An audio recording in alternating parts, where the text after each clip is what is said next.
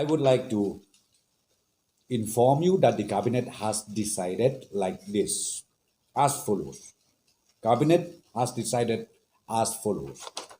Publication of draft electoral roll will be on the 4th February 2021. Draft electoral roll noted publication will be on the 4th February 2021.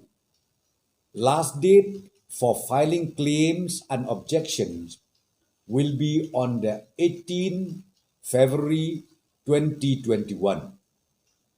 Disposal of claims and objections will be on the 1st March 2021. Then, notification for calling the constituencies to elect their representative will be on the 8th March 2021. Means the notification for election to the general election to the Garo Hills Autonomous District Council will be on the 8th March 2021. And let me repeat, from that day, from 8th March 2021, the moment notification comes out, Model Code of Conduct will be in place. The Model Code of Conduct will be in place from the 8th March 2021 to the entire Garo Hills District Council area. Filing nomination will be on the 15th March 2021.